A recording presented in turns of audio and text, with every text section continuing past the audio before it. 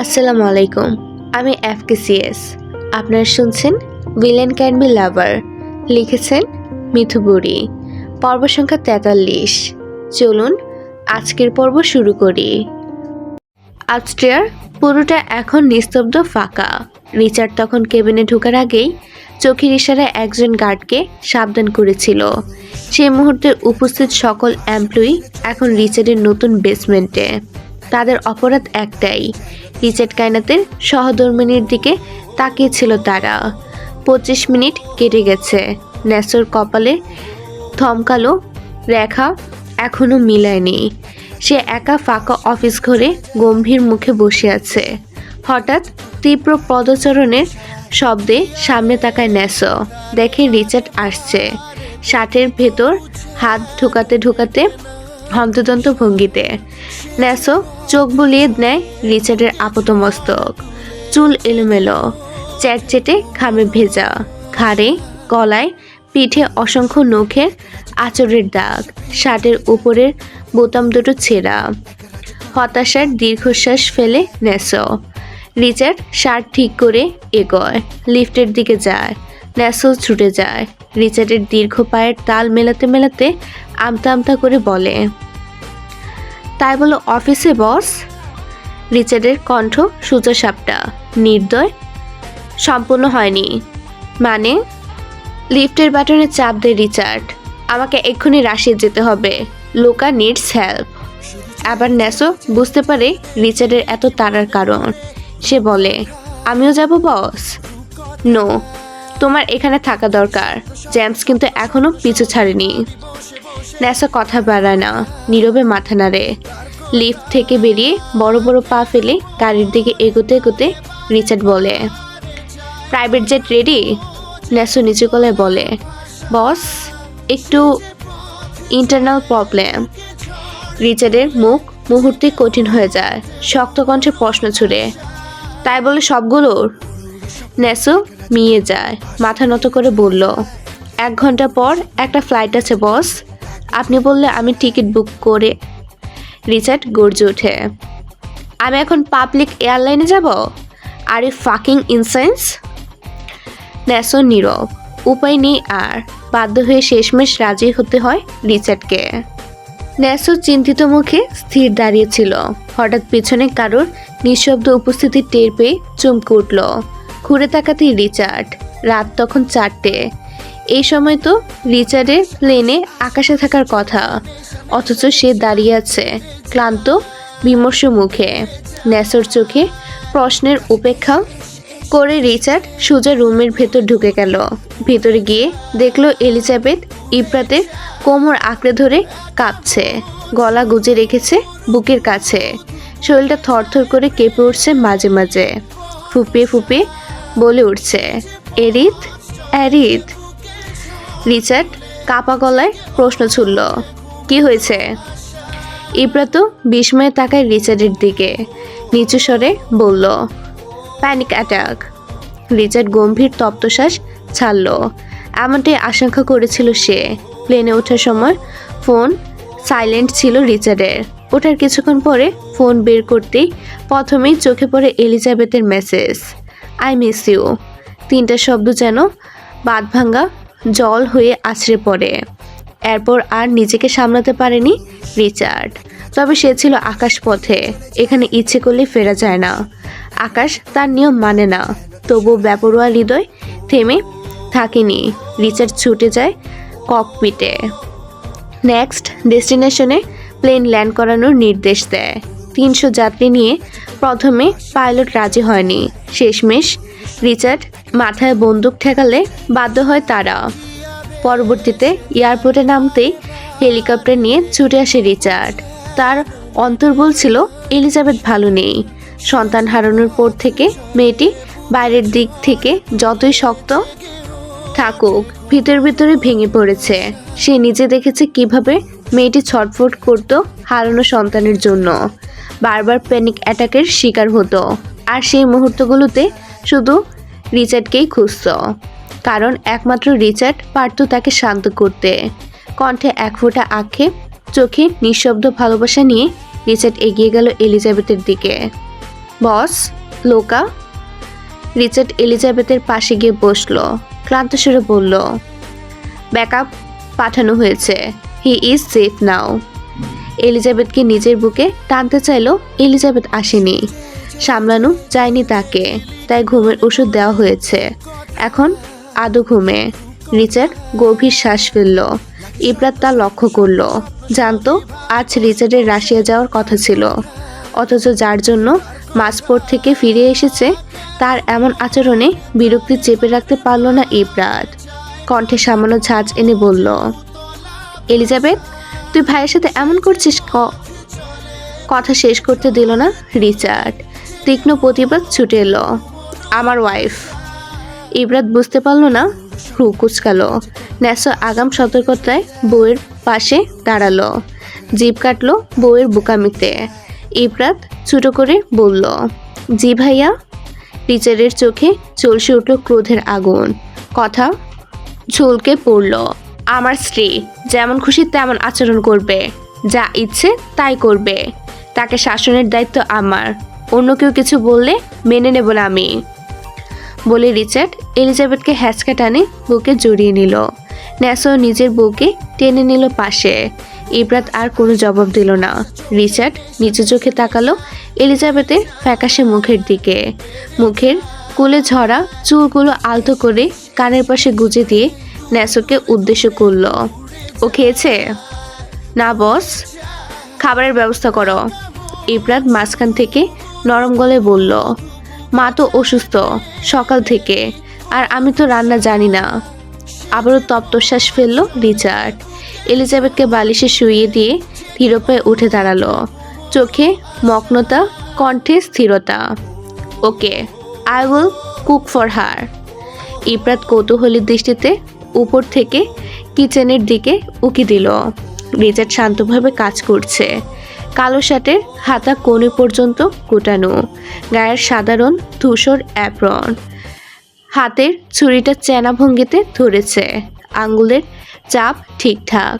ছুরি নিখুঁতভাবে পেঁয়াজ কেটে চলেছে, কাঁটাগুলো সমান, দ্রুত, কিন্তু অযথা তাড়াহুড়া নেই। রিচার্ড পেঁয়াজ কেটে নিয়ে ফ্রাইং প্যানে ফেলে দিল।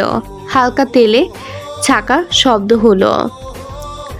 হাতের কবজি ঘুরিয়ে প্যানটা সামান্য ঝাঁকিয়ে নিল। প্রতিটি যেন স্বচ্ছন্দ অভ্যাসের কাজ। তারপর আলগা ভঙ্গিতে লবণ আর মশলা ছড়িয়ে দিল। চোখে মুখে বিশেষ ভাব নেই রিচার্ডের, বরাবরের মধ্যে ধীর স্থির মুখে এগোচ্ছে। একদম প্রফেশনাল শেফের মতো রান্না করছে রিচার্ড। ইব্রাত অবাক হয়ে তাকিয়ে রইল। হঠাৎ ইব্রাতের পিছন থেকে ন্যাসো উকি দিল। কৌতূহলে জিজ্ঞেস করলো, কি করছো রাত? ইব্রাত বিস্ময়ে চোখ মেলে রিচার্ডের রান্নার দিকে তাকিয়ে বলল, ভাইয়া তো দেখি রান্নাতেও দারুণ এক্সপার্ট। বউয়ের মুখে অন্য পুরুষের প্রশংসা ন্যাসোর পছন্দ হলো না। চোয়াল শক্ত করে হঠাৎই ইব্রাতকে কাঁধে তুলে নিল সে। রুমের দিকে এগোতে এগোতে ঠান্ডা সুরে বলল, আমি একটা জিনিসে খুব এক্সপার্ট, চলো দেখাচ্ছি। নামকরা নিউরোলজিস্টের সামনে বসে আছে রিচার্ড আর ন্যাসো। ন্যাসো ক্লান্ত চোখে বারবার হাই তুলছে। রিচার্ড তাকে সকাল সকাল জাগিয়ে এনেছে, টেনে এনেছে। সকাল 7টায় ঘুমিয়েছিল সে। শরীর জুড়ে ঘুমের ক্লান্তি জমাট। ডক্টর আনিল রিডিং চশমার ফাঁক দিয়ে খুঁটিয়ে খুঁটিয়ে তাকাচ্ছেন রিচার্ডের দিকে। রিচার্ডের কঠিন শীতল চোয়ালে রেখা তাকে বাক্যরুদ্ধ করে রেখেছে। একসময় রিচার্ড নিজেই গলা খুলল। ন্যাসোর দিকে সামান্য ইশারা করে সুরেলা অথচ গম্ভীর স্বরে বলল, ওর স্মৃতির ভেতর থেকে কিছু মুহূর্ত মুছে দিতে হবে। ঠিক তখন আরেকটা হাই তুলতে যাচ্ছিল ন্যাসো, কিন্তু রিচার্ডের কথা শোনা মাত্র তার চোখ বিদীর্ণ হলো বিস্ময়ে। রিচার্ড ডক্টর আনিলের সংকুচিত মুখাবয়বের দিকে কঠিন দৃষ্টিতে তাকিয়ে আবার বলল, আমি আজকের মধ্যেই। ওর কথার মাঝপথে পাশ ফিরে তাকাতেই দেখলো ন্যাসো সেখানে নেই। পুরো হাসপাতাল চষে ফেলার পরও ন্যাসোকে খুঁজে পাওয়া গেল না। রিচার্ড রাগে গিজগিজ করতে করতে গাড়ির দিকে এগোলো। গিয়ে দেখলো ন্যাসো কাচুমাচু হয়ে গাড়ির এক কোণে গুটিসুটি মেরে বসে আছে। কাল রাত থেকে অসংখ্যবার বলেছে সে কিছু দেখেনি, তবু রিচার্ডের বুকের গভীরে থেকে যাচ্ছে ক্ষতের মতো এক খচখচানি। কাল তাদের অন্তরঙ্গ মুহূর্তে এলিজাবেথের পোশাক ছিল খানিকটা এলোমেলো, সেখান থেকে জন্ম নিয়েছে সন্দেহের বিষ বীজ। ন্যাসোর কথাতেও তা নির্বাপিত হচ্ছে না। নতমুখে ন্যাসো আবার বলল, বস, সত্যি বলছি, আমি কিছুই দেখিনি, বিশ্বাস করুন। আপনি চাইলে আমি আলাদা বাসা নেব। রিচার্ড গম্ভীর নিঃশ্বাস ফেলে ড্রাইভিং সিটে বসে স্টিয়ারিং আঁকড়ে ধরল। আজ নিজেই গাড়ি চালাবে। কিছু মুহূর্ত পাথরের মতো ভারী হয়ে গড়িয়ে গেল। পিনপতন নীরবতা ভেঙে ন্যাসো জিভ দিয়ে ঠোঁট ভিজিয়ে ধীরকণ্ঠে প্রশ্ন করল, বস, ম্যামের অপারেশন? রিচার্ডের ভিতরটা আগুনের মতো জ্বলছিলই। আবারও স্ত্রীর প্রসঙ্গ শুনে চোখের কোণ আধার হলো। চোয়াল চেপে কণ্ঠ চিবিয়ে বলল, মেডোনার পেলে অপারেশন হবে, নয়তো আমি যেই পরিকল্পনা করেছি সেভাবে হবে। ফার্দার আমার ওয়াইফের নাম যেন তোমাদের কারোর মুখে না শুনি। গাড়ি গিয়ে থামলো সরাসরি ম্যানশনের সামনে। রিচার্ডের গম্ভীর পদক্ষেপ ম্যানশনের ভিতরে এগিয়ে যাচ্ছিল। পেছনে ন্যাসো নিঃশব্দে অনুসরণ করছিল তাকে। হঠাৎ রিচার্ড থমকে দাঁড়ালো, দৃষ্টি শানিত করে ঘাড় সামান্য কাত করলো। ন্যাসো কপাল কুঁচকে রিচার্ডের দিকে তাকালো। ঠিক তখনই বিদ্যুৎ গতিতে পকেট থেকে রিভলভার বের করে শূন্যে গুলি চালালো রিচার্ড। চমকে উঠল ন্যাসো। গুলির প্রতিধ্বনি মিলিয়ে যেতেই সবুজ ঘাসের উপর থপাস করে পড়ল একটি ধূসর ড্রোন। ন্যাসো অভিভূত দৃষ্টিতে তাকিয়ে থাকলো রিচার্ডের তীক্ষ্ণ বুদ্ধি আর দৃষ্টিশক্তিতে। ড্রোনটা ছিল এমন নিখুঁত ধূসর, খালি চোখে ধরা পড়ার সম্ভাবনা ছিল নগণ্য। তবু হাঁটার ফাঁকে সেটা নজরে এনেছে রিচার্ড। রিচার্ড এগিয়ে গিয়ে ড্রোনটা হাতে তুলল। সেটার দিক লক্ষ্য করে উপরের দিকে তাকাতেই বুঝলো ড্রোনটা তার বেডরুমের দিকেই যাচ্ছিল। মুহূর্তে চোয়াল শক্ত হলো তার। কিছু আঁচ করতে পেরে সঙ্গে সঙ্গে ঘাসের ভেতরে অনুসন্ধান শুরু করলো। ন্যাসো বিস্ময়ে স্তব্ধ। হঠাৎ রিচার্ডের হাতে উঠে এলো একটি পেন ড্রাইভ। ড্রোনের সঙ্গে সংযুক্ত ছিল সেটা। রিচার্ড মুহূর্ত বিলম্ব না করে পেন ড্রাইভ হাতে ম্যানশনের নিচে বাংকারে চলে গেল। ল্যাপটপে পেন ড্রাইভ লাগাতেই স্পিকারে ভেসে উঠল এক রহস্যময় অডিও। রিচার্ডের শির দ্বারা বেয়ে নামলো শীতল ঘাম। চোখের কোণে স্পষ্ট হয়ে উঠল এক অজানা আতঙ্কের ছায়া। আপনি আবারও আমার বিশ্বাসে আঘাত করলেন। রিচার্ড নিশ্চুপ, নিটো, স্তব্ধ, অবিচল নীরবতায় জবান বন্ধ করে রেখেছে। সে কখন থেকে। হাত দুটো শক্ত করে মুষ্টিবদ্ধ করা, রক্তিম চোখে তাকিয়ে আছে এলিজাবেথের দিকে। ধৈর্যচ্যুত হয়ে কটাক্ষ মিশ্রিত গলায় চেঁচালো এলিজাবেথ, মেয়েদের ইজ্জত এতটাই সস্তা আপনার কাছে? উত্তর দিন মিস্টার কায়নাত। রিচার্ড নির্জীব। পাশেই সোফার উপর অবহেলায় পড়ে থাকা ল্যাপটপ হতে ক্লান্তিহীন শব্দের ধারা বইছে। সেখানে স্পষ্ট শোনা যাচ্ছে রিচার্ড আর এক অজ্ঞাত ব্যক্তির ফোন কলের কথোপকথন, যেখানে রিচার্ড লোকটাকে ডিরেকশন দিচ্ছে কিভাবে এলিজাবেথকে হোটেল গ্র্যান্ড সুলতান থেকে অপহরণ করে তাদের গোপন আস্তানায় নিয়ে আটকে রাখবে। থরথর করে কাঁপছে এলিজাবেথের ঠোঁট। ভগ্ন হৃদয়ে উথাল পাতাল ঢেউ আছড়ে পড়েছে নিরন্তর। কার্নিশে জমেছে কালো মেঘের ক্ষণকটা। থেমে থেমে ঝরঝরিয়ে নামছে বৃষ্টি। বুকের গভীর থেকে ক্ষতের আর্তনাদ চিৎকার দিয়ে বেরোয়, আপনি আসলে কখনো আমাকে ভালোবাসেননি। তৎক্ষণাৎ রিচার্ডের তীব্র আপত্তি। রাশভারী মুখটা তুলে দাঁত খিচে বলল, আমি যা করেছি তোমাকে তার থেকে দূরে নেওয়ার জন্য করেছি। সেদিন যদি সে লোকটা ঠিক সময় না আসতো কি হতো ভেবে দেখেছেন একবার? রিচার্ড নজরদৃষ্টি নিবিষ্ট করে জলদগম্ভীর গলায় প্রত্যুত্তর করে, কিছুই হতো না। কণ্ঠনালী বেয়ে তাচ্ছিলের ঝলক উঠে এলো ছুটে। এলিজাবেথ দু হাতের তালি দিয়ে শব্দ করে হেসে উঠল আরও তীব্রতায়। কটাকের সেই হাসিতে কেঁপে উঠল ওর পাতলা শরীর। হঠাৎই কণ্ঠে ভরে গেল বিষাদে। ঘৃণায় জর্জরিত কণ্ঠে চিৎকার করে উঠল এলিজাবেথ, হতো, অবশ্যই হতো। আমি সেদিন ধর্ষিত হতে যাচ্ছিলাম, আবারও ঠিক যেমনটা পূর্বে আপনি আমার সঙ্গে করেছিলেন। রিচার্ডের চোখে মুখে বিদ্যুৎ চমকানোর মতো হিংস্রতা। তালুতে আঙুল পিষে ক্রোধ সংবরণ করার চেষ্টা করল সে, কণ্ঠে অদ্ভুত দৃঢ়তা। তোমার ভালোর জন্যই ছিল আমার সকল পদক্ষেপ। I was beaten by that motherfucker. লোকটা আমাকে ছুঁয়েছিল, এখানে ওখানে, অশোভন ভাষায় কথা বলে কাছে আসতে চেয়েছিল। তারপর আপনি বলবেন আপনি আমাকে সেই লোকটার থেকে দূরে করার জন্য, যে লোকটা হাজারবার সুযোগ পেয়েও কখনো ছুঁয়ে দেখেনি আমাকে, সে লোকটার থেকে দূরে নেওয়ার জন্য এমন নোংরা খেলা সাজিয়েছিলেন। থেমে কথার শেষে আরেকটু সংযোজন করলো এলিজাবেথ। নিজের স্ত্রীকে কাছে নিয়ে আসবেন, সেটার জন্য এত বাজে খেলা খেলতে হলো? একটু নত হলে কি হতো এমন? রিচার্ড কায়নাত কখনো নত হয় না কারোর কাছে, হোক সে আমার স্ত্রী। আড়ষ্ট মেয়েটার ঠোঁট কেঁপে ওঠে বারবার, বুকের গভীর থেকে উঠে আসে ভাঙাচোরা কান্না। ঠোঁট কামড়ে কান্না আটকানোর বৃথা চেষ্টা করলো মেয়েটা, যদিও সে তাতে ব্যর্থ বরাবরের মতোই। নিভে আসা কণ্ঠে ফেসফেসে আওয়াজে আড়ালো সে, কেন কেন বারবার আমাকে আমার বিশ্বাসের কাছে হার মানতে হয়? যখন সবচেয়ে বেশি স্বামীর ছায়া খুঁজি পাশে, তখন কেন সে থাকে না? কি লুকাচ্ছে সে আমার কাছ থেকে? স্ত্রী হয়ে জানার এখতিয়ার কি আমার নেই? না। এই স্বর ম্লান হওয়ার আগে ধারালো ছুরির শীতল ফলা ছিঁড়ে গেল মাংসপেশি।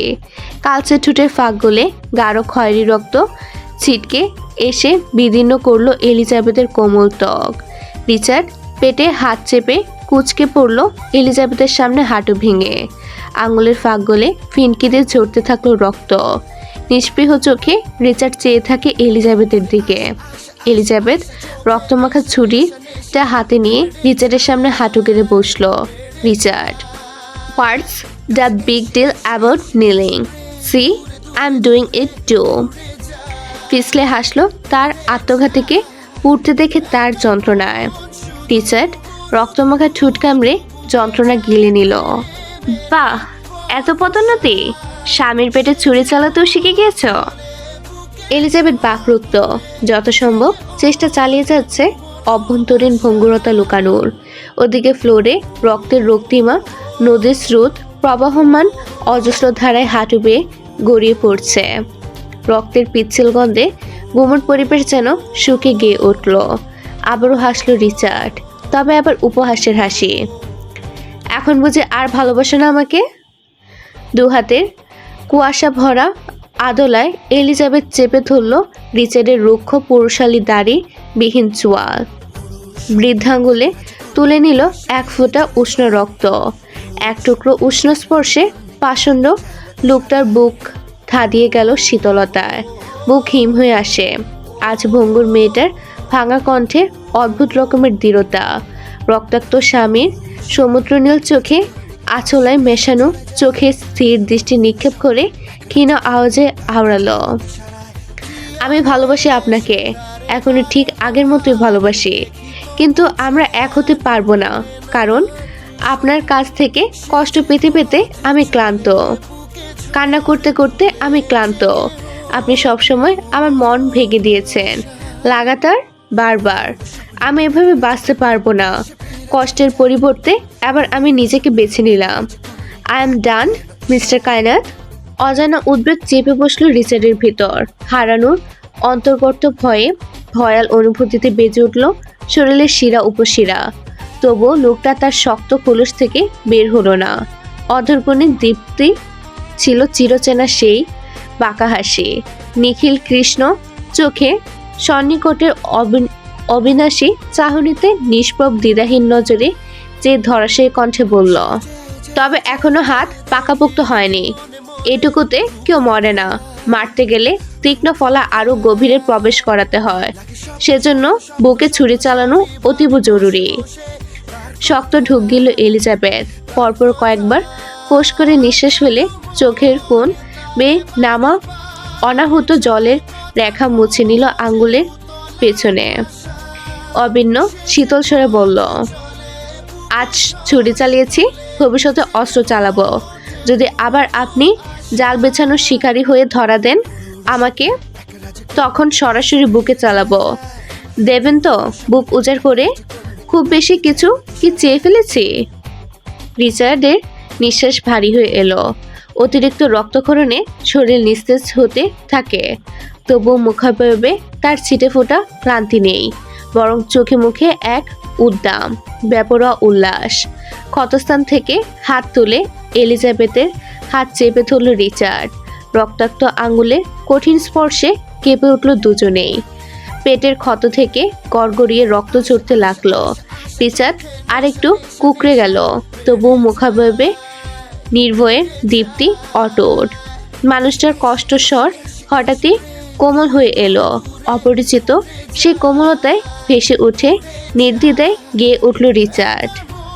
যা যাওয়ার জেনে, যা পাওয়ার নিয়ে নে, যা হওয়ার হয়নি আজ কি, এই দিন বেশ আমার তোর স্বস্তি না যে হাল, দেখে কষ্ট হলো কাল ঝড়টাকে।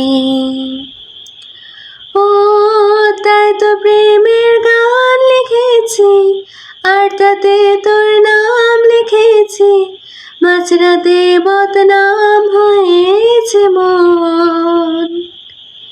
যেই না চোখের ইচ্ছে হলো তোর পাড়াতে থাকতে গেল, ডাক নামে তোর ডাকতে গেল মন।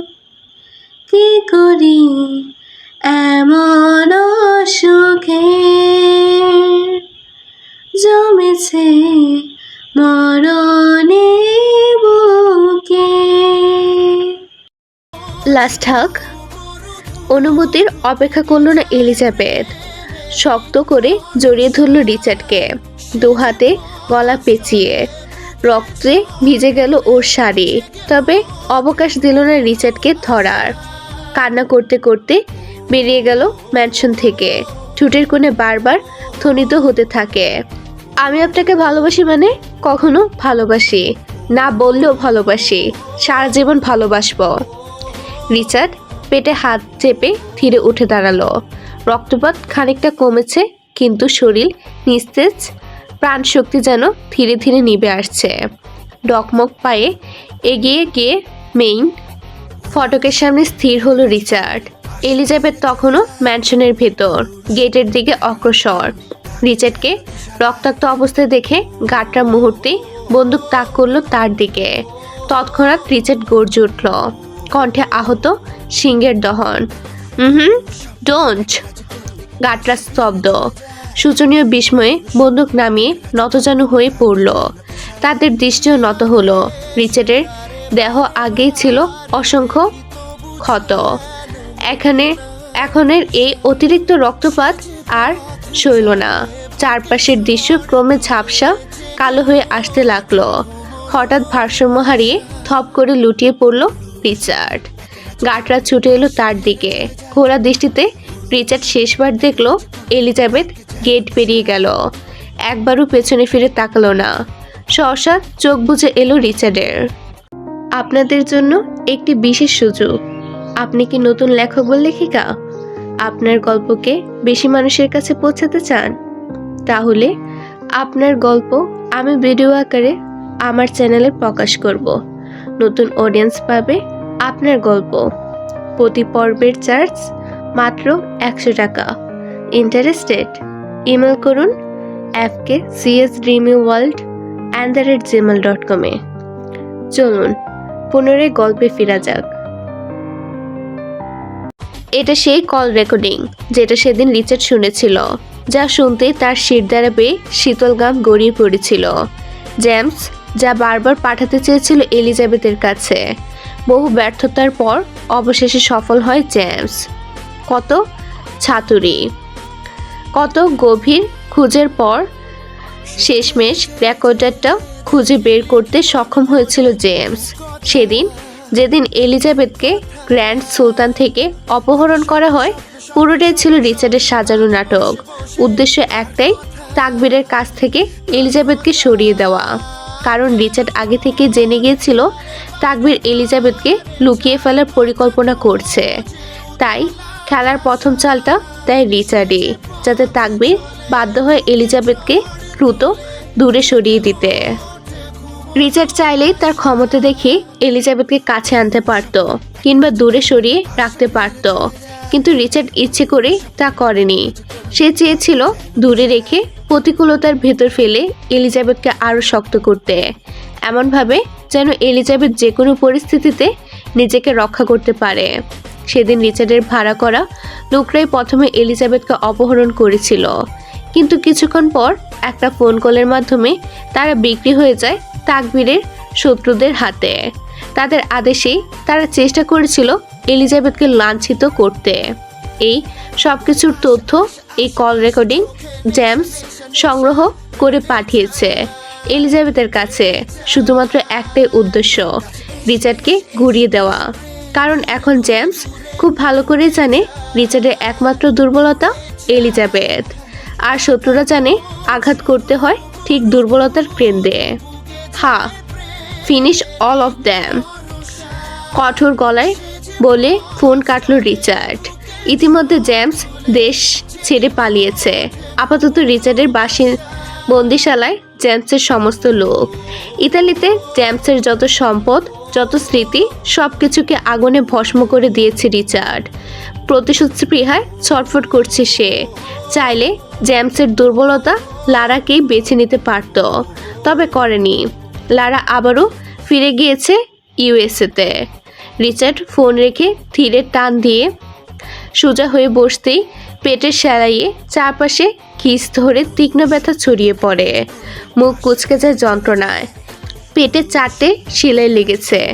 ক্ষত তেমন গভীর নয়।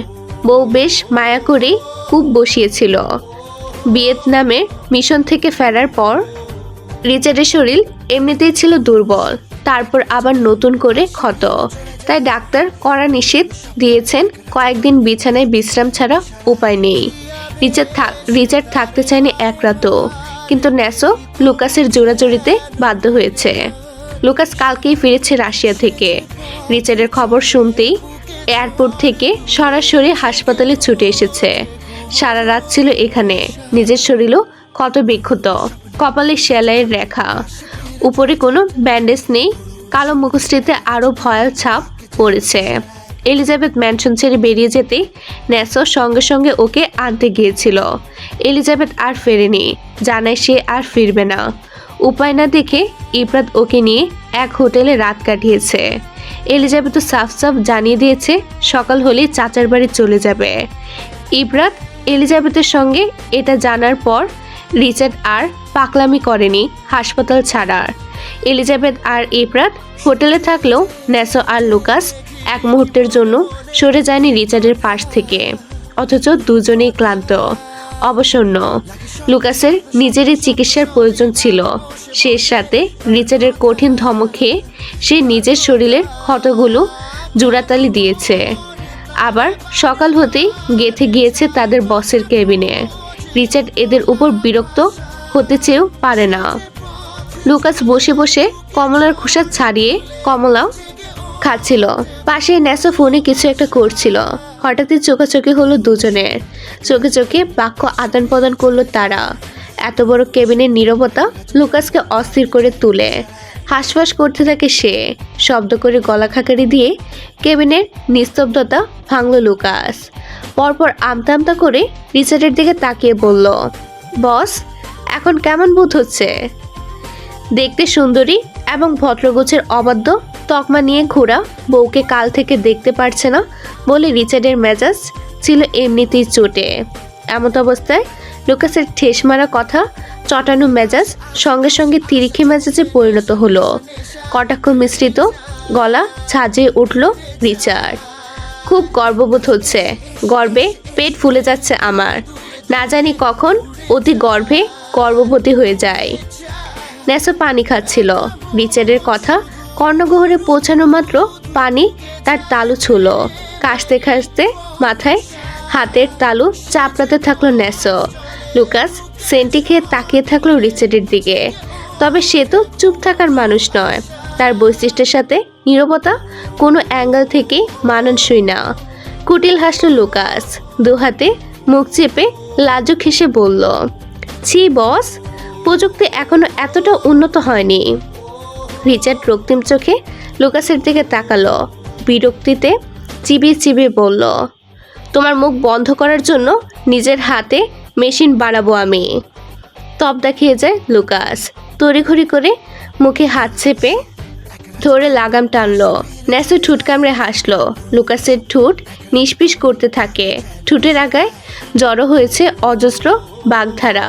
সে মিনমিনিয়ে বলল, বস, আমার বোধহয় মুখের রুচি বেড়েছে। রিচার্ড গাছাড়া জবাবে বলল, কবে কম ছিল? লুকাস আবার লাফিয়ে উঠল, আরে তেমনটা না বস, মনে হয় এখন আমার ভিটামিন অফ ডায়াবেটিস আর নারীনাশক ক্যালসিয়াম এর ডোজ একটু বেশি হয়ে গেছে, বুঝলেন না? এই মিশনে যাকে দেখেছি তাকেই লাগছে ও মা গো, রাশিয়ান মেয়েরা তো আসলেই একটা স্টক। আবার বুঝলাম আপনি ম্যাডামের পিছনে এত কেন হাওয়ার মতো দৌড়। বাক্য সমাপ্ত করার আগেই ন্যাসোর কনুয়ের গুঁতো পড়ল লুকাসের বাহুতে। লুকাস কপাল কুঁচকে ন্যাসোর দিকে তাকাতেই সে চোখ দিয়ে সতর্ক করলো তাকে। তৎক্ষণাৎ জিভ কাটল লুকাস। পরপরই বাক্য সংশোধনে বিলম্বনা করল না, সরি বস, আন্টি। রিচার্ড তার অগ্নিদৃষ্টি ফিরিয়ে নিল, কর্কশ শ্বাস ফেলল। লুকাস মিয়ে গিয়ে থমথমে গলায় বলল, বস, আমি বিয়ে করতে চাই। করো, কে আটকেছে? মেয়ে পছন্দ করো, ন্যাসো তুলে এনে দিবে। বিষণ্ণ অনুভূতির মিলনে চুপসে গেল লুকাসের মন, তবুও কণ্ঠে ধীরতার প্রবল ঢেউ, নেই কোনোরূপ জড়তা। ধীর হৃদয়ে সে বলল, অন্য কোনো মেয়েকে না বস, আমার সুইটিকেই লাগবে, আমাকে দেশে যেতে দিন। রিচার্ড গম্ভীর ভঙ্গিতে ম্যাগাজিনের পাতা পাল্টাতে পাল্টাতে রাশভারী আওয়াজে বলল, তাহলে আরও ওয়েট করতে হবে, অনেক কাজ এখনো বাকি। আমার সাথে থাকতে হলে দেশে যাওয়ার চিন্তা ভাবনা বাদ দাও, এখানে কাউকে দেখে সংসার শুরু করো। অন্য কারোর সাথে সংসার শব্দটা মস্তিষ্কে পাক খেতে লুকাসের অনুভূত হলো সে ভূমিকম্পের কেন্দ্রবিন্দুতে আটকে গিয়েছে। গোটা পৃথিবী ঘূর্ণন গতিতে ঘুরছে তার চারপাশে।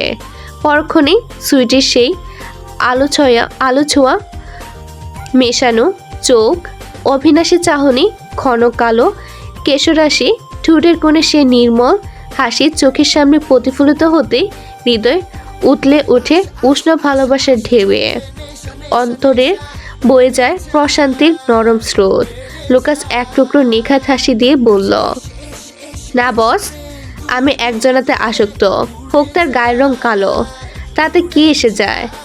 মনে ঘন্টা তো সেই কালো মেয়েটার জন্যই বাজে, বিয়ে করলে আমি সেই কালো মেয়েটাকেই করব। রিচার্ড ম্যাগাজিন রেখে শিরশিরে অনুভূতিতে ফিরে তাকালো লুকাসের দিকে। অদ্ভুত এক শান্তি অনুভব করলো লুকাসের কথায়। উষ্ঠপুটে উকি দিল দুর্লভ হাসি, এক ঝলকানি। তবে তা বরাবরের মতোই দেখা দিল না দন্তপাটে, কিন্তু তা এড়ালো না ন্যাসোর তেসরা নজরের সূক্ষ্ম দৃষ্টিকোণ হতে। ন্যাসো বক্র হেসে জিজ্ঞেস করলো, বউয়ের হাতে জখম হয়েও চোখে মুখে এত উৎফুল্লতা? রিচার্ড সোজা হয়ে বসলো, স্মিত হেসে ন্যাসোর দিকে চেয়ে অবিলম্বে আওড়ালো, বউয়ের হাতে জখম হয়ে যদি তার চোখে আমার ব্যথার অশ্রু দেখা যায়, তাহলে প্রতিটি মুহূর্তে প্রতিটি সেকেন্ডে জখম হতে চাই আমি। লুকাস ন্যাসো একে অপরের দিকে তেসরাভাবে দৃষ্টি আদান প্রদান করলো। লুকাস সচারু দৃষ্টিতে তাকালো রিচার্ডের উত্তক্ত খড়খড়ে মরুভূমির পানে। বনিতাহীন বলল, এই রিচার্ড কায়নাতে কি সেই রিচার্ড কায়নাত? সেই রিচার্ড কায়নাত যে ছিল দুর্বার নারী বিদ্বেষী, ঘেন্না করতো মেয়েদের। আজ সেই রিচার্ড কায়নাত এভাবে ভেঙে চুরে যাচ্ছে একটা সাধারণ মেয়ের কাছে। রিচার্ড চমৎকার হাসি দিল, কণ্ঠয় অন্যব্যস্ত কোমলতা। সেই রিচার্ড কায়নাত যে এ সাধারণের মধ্যে অসাধারণ মেয়ের প্রেমে নিঃশেষ হয়ে যাচ্ছে, ধীরে ধীরে বেরিয়ে আসছে তার শক্ত খুলুস থেকে। ন্যাসো অবাক না হয়ে পারল না। দুজনেই শোচনীয় বিস্ময়ে তাকিয়ে আছে রিচার্ডের দিকে। নিজেকে ধাতস্থ করে ন্যাসো সবেগে অবিলম্বে আওড়ালো। এইটুকু রাগ হয় না ম্যামের প্রতি? একটুও না। প্রকৃতি কাউকে ছাড় দেয় না। আমার জীবন যাদের জন্য ধ্বংস হয়েছে তাদের কাউকে যেমন আমি ছাড় দেইনি, তেমনি আমিও ছাড় পাচ্ছি না। কম তো কষ্ট দেয়নি। গ্যাংস্টার বসের কণ্ঠে অনুশোচনের রেশ। কারণ যদি হয় সে, তাহলে হবে হয়তো। এত ভালোবাসেন ম্যামকে? এক চিলতে সূক্ষ্ম হাসির রেখা মেলল রিচার্ডের অধর কোণে।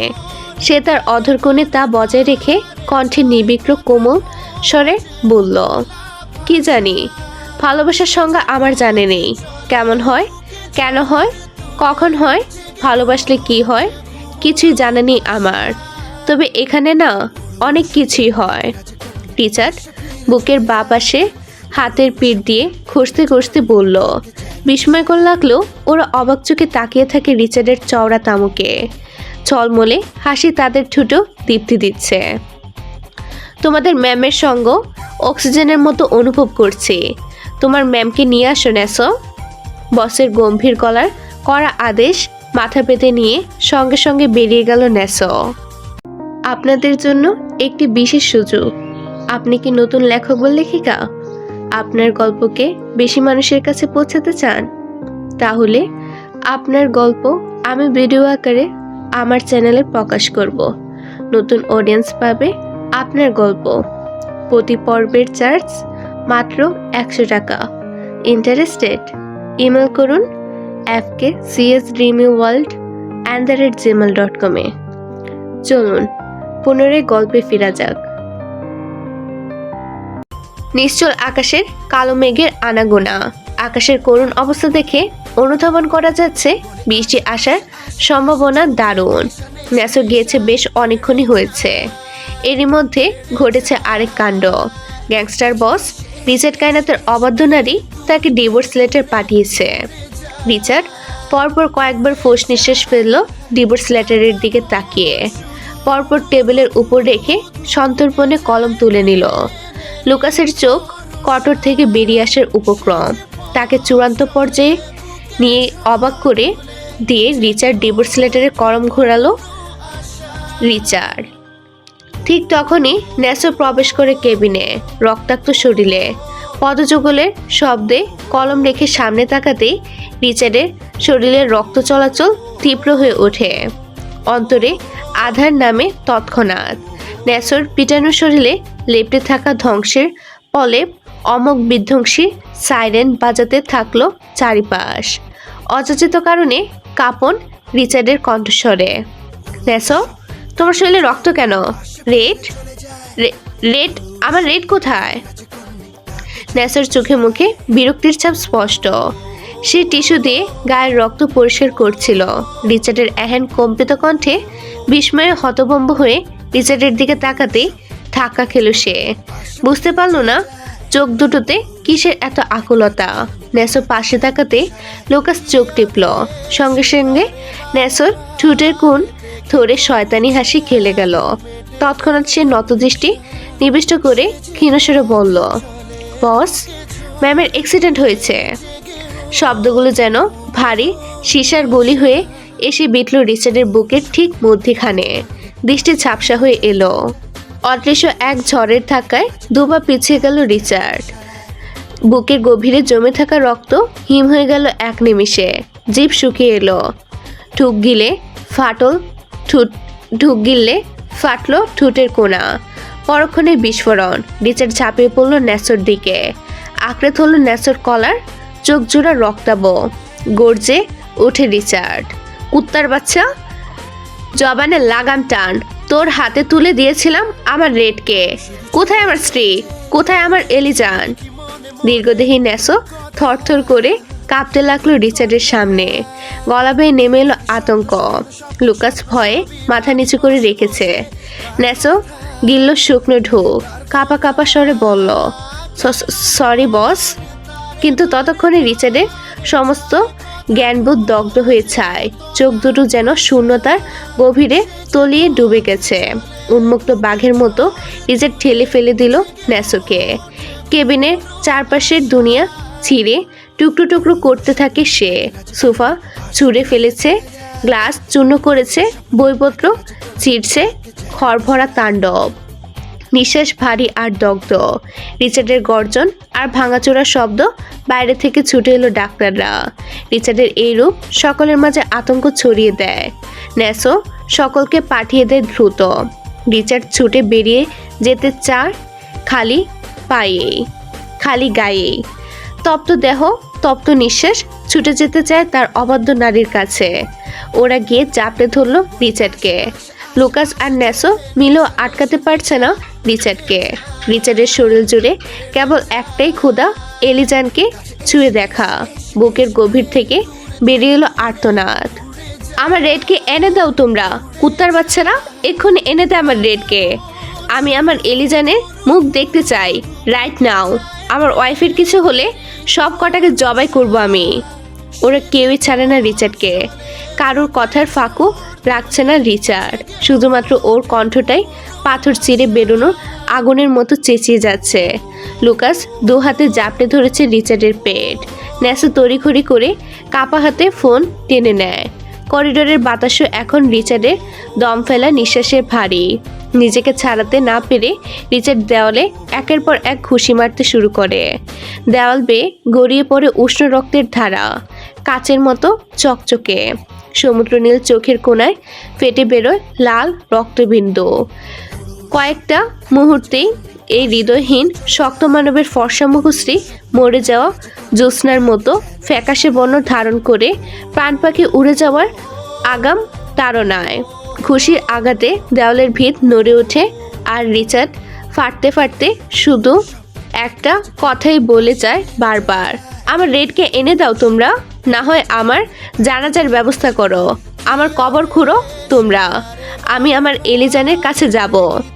রিচার্ড বিধ্বস্ত ভাঙা এক খণ্ডের মতো নিচে বসে পড়ল। তীর তীর করে কাঁপছে হাত। ন্যাসো আর লুকাস অপরাধীর চোখে একে অপরের দিকে তাকিয়ে আছে। ঠিক তখনই কানে ভেসে এলো মেয়ের স্বর, কি হয়েছে এসব? এলিজাবেথ একবার তাকালো রিচার্ডের দিকে, তারপর চোখ ফেরালো ভিতরের দিকে।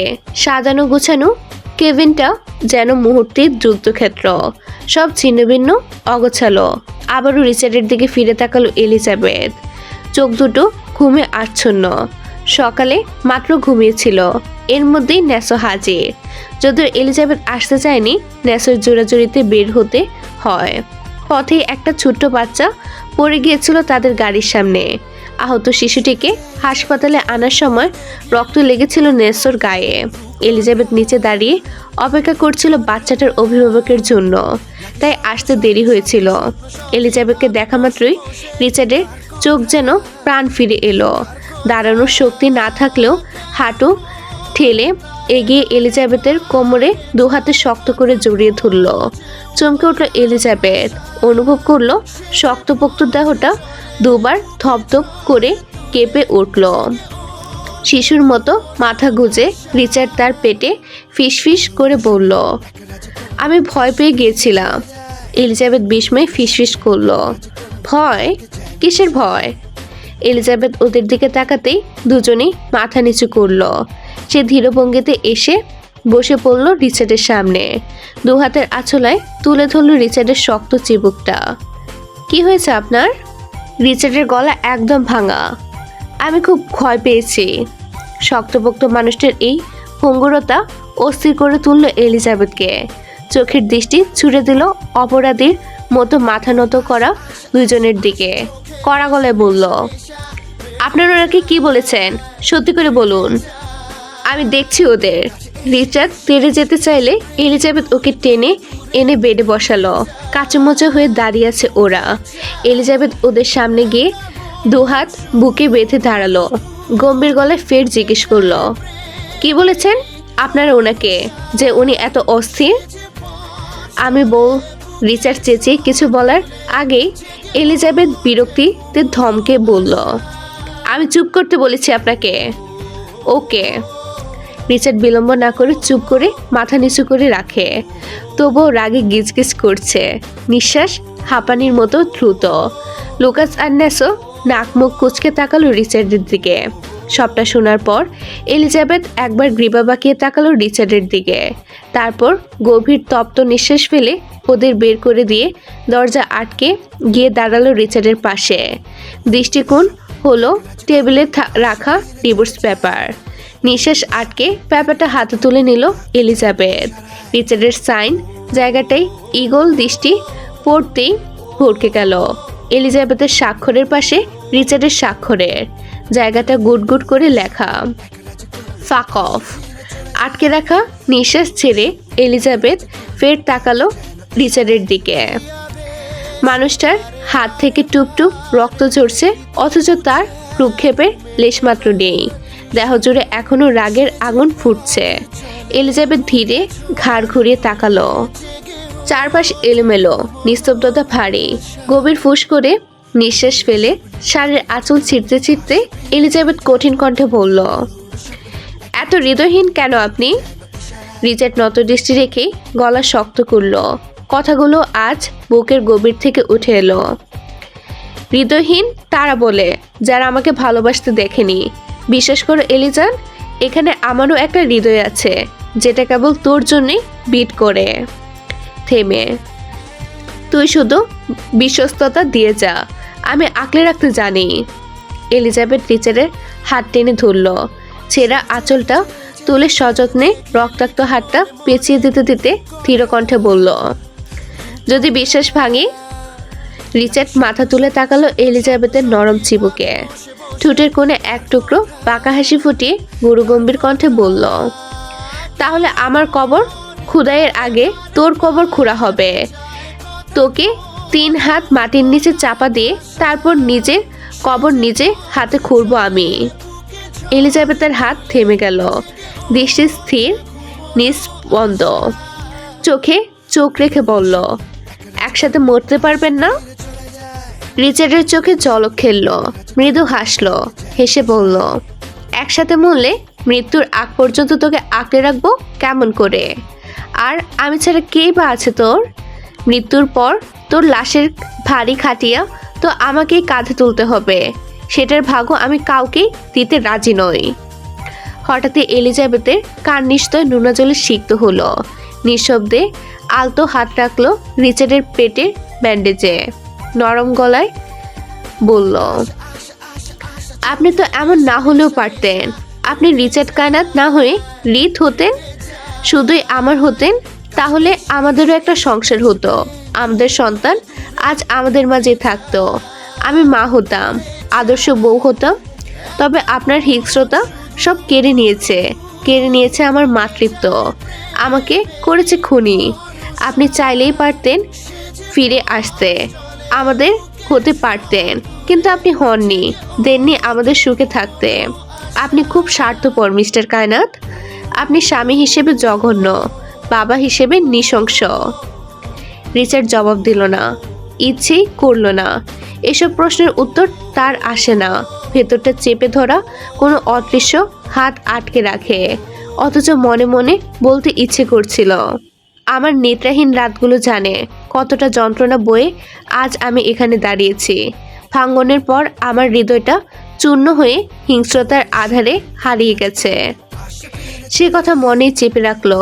মুখের রেখায় তাচ্ছিল্যের ছায়া টেনে, ঠোঁটে ঠান্ডা হাসি টেনে বলল, স্বামীকে ডিভোর্স লেটার পাঠিয়ে আবার তার জন্য লাল শাড়িও পরে আসো? বা ওয়াইফি, বা আই এম ইমপ্রেসড।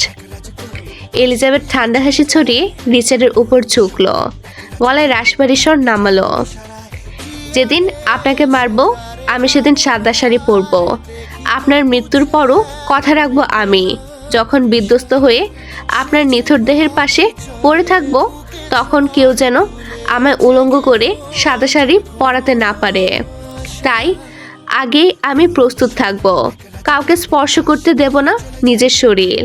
আপনি নামক বিষাক্ত মরীচিকা থেকে মুক্ত হয়েও আমি সেদিন হব এই পৃথিবীর শ্রেষ্ঠ অভাগিনী। সুখের তাগিদেই পরব সাদা শাড়ি, সেই শাড়ির আড়ালে গাঁথব সম্পর্কের সুখ গাথা। আপনার বুকে প্রথম আঘাতের পর ছিটকে আসা রক্ত যখন আমার সাদা শাড়িতে গড়িয়ে রাঙিয়ে দেবে, সেই দাগে হবে আমার চিরসঙ্গী। আমি কখনোই সেই দাগ মুছব না, বিশ্বাস করুন, কখনো না। আপনি মৃত্যুর কোলে ঢলে পড়ার আগে যখন ছটফট করবেন, কাঁপবেন, আমি তখন আমার অসার দেহ থাকবো সেই সাদা শাড়িতে। আপনার মৃত্যুকণ্ঠের করুণ নিঃশ্বাস যখন চারপাশে ধ্বনিত হবে, আমি সাদা শাড়ির আঁচল তুলে কানে চেপে ধরব। আপনার রক্তশূন্য ফ্যাকাশে মুখ দেখে আমি হাউমাউ করে কাঁদব না, সাদা শাড়ির আঁচল চেপে ধরে ঠোঁটের মাঝে, সাদা শাড়ির আঁচল চেপে ধরবো ঠোঁটের মাঝে। তবুও বিশ্বাসঘাতকের জন্য এক ফোঁটা জল ফেলবো না। আমি ছিঁড়ে আনবো আপনার হৃৎপিণ্ড, খুঁজবো সেখানে আমার নামের এক ফোঁটা ভালোবাসা। যদি না পাই তবে নিজ হাতে আপনাকে টুকরো টুকরো করব। আর যদি পেয়ে যাই, শেষ নিঃশ্বাস নেব আপনার বুকে মাথা রেখে। আমি এলিজাবেথ, কথা দিলাম। বুকটা হিমশীতল হয়ে এলো রিচার্ডের, তবুও সে তা প্রকাশ করলো না। এখন আবেগ দেখানো মানেই পরাজয়, আবেগকে প্রশ্রয় দিতে নেই। মানুষ দুর্বল ভেবে বসে, আর দুর্বলতা মানেই ধ্বংসের নিমন্ত্রণ। যেমন করে একদিন তার বাবা আবেগ দেখিয়ে পেয়েছিল প্রতারণার ছুরিকাঘাত। চোখের পলকে বদলে গেল রিচার্ডের রং, মুহূর্তে ফিরল পুরনো খুলসে।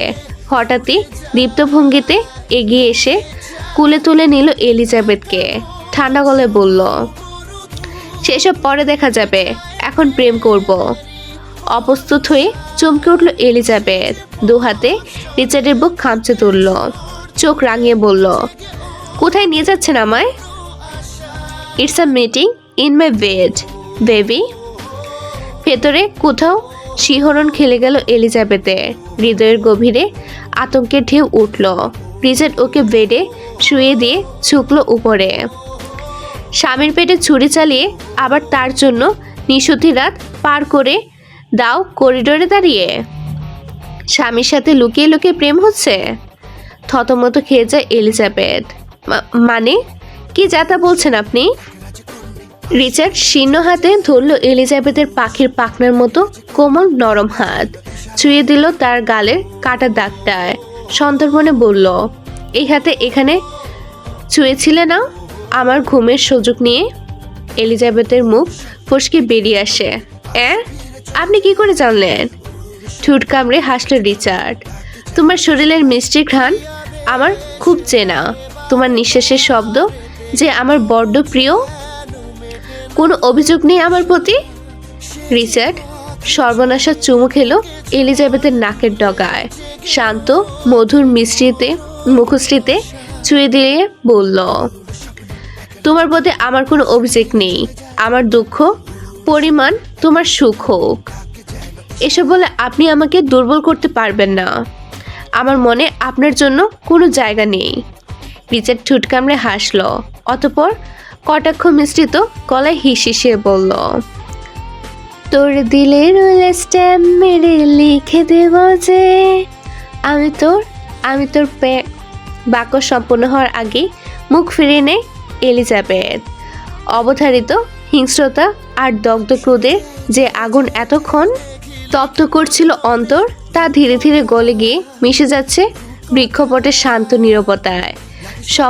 সমস্ত অস্থিরতা, সমস্ত যন্ত্রণা নিমিষে থিতিয়ে আসে। রিচার্ড হঠাৎই মুখ ডুবিয়ে দেয় এলিজাবেথে নরম গ্রীবায়। শিহরিত হয়ে সে এলিজাবেথ, দেহ ছটফুটিয়ে ওঠে, তবু রিচার্ড তাকে অবকাশ দেয় না পালানোর। সে কবে পেরেছিলই বা এই বেপরোয়া পুরুষটার বিরুদ্ধে লড়তে? অনিয়ন্ত্রিত হয়ে ওঠে রিচার্ডের প্রত্যেকটি স্পর্শ, প্রত্যেকটি আকুলতা। এলিজাবেথ ক্লান্ত স্বরে ফিসফিসায়, মিস্টার কায়নাত, এটা হাসপাতাল, এত গভীরে যাচ্ছেন কেন আপনি? Please leave me. রিচার্ডের চোখে ধিকি ধিকি জ্বলতে থাকে দুর্নিবার আকর্ষণ। চাপা গলায় তীব্র ছলনায় সে ফিসফিসায়, কি করব বলো? You are fucking gorgeous red. তোমার তাপ আমার ইস্পাতের শাসনেও চির ধরায়। প্লিজ একটু অ্যাডজাস্ট করে নাও। আপনি কিন্তু আজ জোরাজুরি করলে শুধু দেহ পাবেন, মন পাবেন না। মনের সন্ধান কাল থেকে করব। রিচার্ডের ঠোঁট আবার এগোয় এলিজাবেথের রক্তিম উষ্টের দিকে, কিন্তু সেই মুহূর্তে থেমে যায় রিচার্ড। সে লাগামহীন তবে ব্যক্তিত্বহীন নয়। হঠাৎ রিচার্ডের চোখে খেলে যায় এক অচেনা ঘন রহস্যের ছায়া। চুকে আসে এলিজাবেথের কানের কাছে। পুরুষালী গম্ভীর স্বরে বলল, let's make some hobby water. কি? কথাটা ঠিক বুঝে উঠতে না উঠতে রিচার্ড হঠাৎ ছাকিয়ে ধরল এলিজাবেথের হাত। এক মুহূর্ত, দুই মুহূর্ত, তারপরে চিরে আসা আত্মচিৎকার। পায়ের নিচে শিরশিরে স্রোত বইয়ে সমস্ত দেহটা গুলিয়ে ওঠে। ছিটকে সরে গিয়ে একটানে হাত ছাড়াতে তীব্র হ্যাঁচকা টানে বেল্টে ঘষা লেগে চামড়া ছিঁড়ে যায়। যন্ত্রণাকে উপেক্ষা করে এলিজাবেথ দৌড়ে বেরিয়ে যায় হাসপাতাল থেকে। রাস্তার পাশে একটি কল দেখতে পেয়ে উন্মাদের মতো ছুটে যায় সেখানে। লুকা, তোমার শরীরের অবস্থা এত বাজে কেন? লুকাস সিগারেটের অবশিষ্ট অংশ ছুঁড়ে ফেলে নতুনটা জ্বালালো। নিকোটিনের ধোঁয়া ধীরে উড়িয়ে দিয়ে ঠান্ডা গলায় বলল, রাশের মতো দেশে মেয়রকে মারতে গেলে শরীরটা তো ছিন্নভিন্ন হবেই। ভাবুক ভঙ্গিতে মাথা নাড়ালো নেসো। বসের জীবনও ওই দিন দারুণ রিস্কে ছিল। থ্যাঙ্কস গড, গুলিটা বুক চিরে বেরিয়ে গিয়েছিল। রিস্ক হবে না? সে ভিয়েতনামের সবচেয়ে বড় ক্যাসিনোর লিডার ছিল শালা। নেসো চিন্তিত গলায় প্রশ্ন করলো, তোমার কি মনে হয় ওয়েবসাইটটা বন্ধ হয়েছে? লুকাস ঠোঁটের কোণে রহস্যময় হাসি টেনে নিল। মূল না থাকলে গাছ বড় হয় কিভাবে? বস তো শেকড়টাই তুলে দিয়েছে, ওয়েবসাইটটা এমনিতেই অকেজো হয়ে যাবে। স্বস্তির নিঃশ্বাস ফেলল নেসো। বন্ধ হলেই ভালো, না হলে বস নিজের হাতে পুড়িয়ে ছাই করে দিত সব। মাথা নাড়িয়ে চাপা হাসল লুকাস। ঠিক তখনই চোখে পড়ল এলিজাবেথ দৌড়ে বেরিয়ে যাচ্ছে হাসপাতাল থেকে। তারা হাসপাতালের পাশে ছায়া ঘেরা কোনায় সরে দাঁড়ালো। গেটের দিকে তাকাতেই দেখলো রিচার্ড শার্টের হাতা গুটিয়ে ধীর পায়ে বেরিয়ে আসছে। তাদের নজর পড়তেই রিচার্ডও এগিয়ে এলো। ঠিক সেই মুহূর্তে বিকট বিস্ফোরণে কেঁপে উঠল চারপাশ। তিনজনে চমকে উঠে হাঁটু গেড়ে বসে পড়ল। আতঙ্ক আর ধুলার আবরণ নেমে এলো পরিবেশে। জনতা দিশাহারা হয়ে ছুটছে। এক সময়কার সাজানো হাসপাতাল মুহূর্তে ধ্বংসস্তূপের রূপ নিয়েছে। দাউ দাউ করে জ্বলছে আগুন। রিচার্ড বিদ্যুৎ গতিতে উঠে চারপাশ খুঁজতে থাকে। না, এলিজাবেথ নেই। এলিজাবেথ আগে চলে গেছে। হঠাৎই রিচার্ডের দৃষ্টি আটকে গেল হাসপাতালের পেছন দিক থেকে এক সন্দেহজনক লোক কালো বেগ হাতে দৌড়ে আসছে। নেসো আর লুকাসের শানিত চোখ সেই লোকটার ওপর। তিনজনের দৃষ্টি মিলতেই রিচার্ড ঘাড় বাঁকিয়ে ইশারা করল। লোকটা রক্তাক্ত হাত রিচার্ডের বুটের নিচে থ্যাতলানো। জিন্সের প্যান্টে সরু ছিদ্র বেয়ে হাঁটু থেকে ঝরঝর করে রক্ত গড়িয়ে পড়ছে। তার আর্তনাদে ফাঁকা জায়গাটা থরথর করে কেঁপে উঠেছে। লুকাস ঠান্ডা মাথায় আরেকটা গুলি চালালো অপর হাঁটুতে। এবার ফেটে পড়ল কান্নায় লোকটা, গলায় অসহ্য কষ্ট। বলছি। রিচার্ড ধীরে বুটের চাপ বাড়ালো। থ্যাতলানো হাতে দাঁতে দাঁত চেপে পড়ল। বল, কে পাঠিয়েছে তোকে? গলা থেকে অস্পষ্ট কর্কশ গুঙানির শব্দ তুলে দম নিতে ছিন্ন স্বরে বলল লোকটা, তথ্যমন্ত্রী নাসির মুরাদ। আজকের পর্ব এখানেই শেষ। পরবর্তী অংশে কি হবে সেটা জানতে হলে অপেক্ষা করুন পরের পর্বের জন্য। ভিডিওটি দেখার জন্য ধন্যবাদ। আল্লাহ হাফেজ।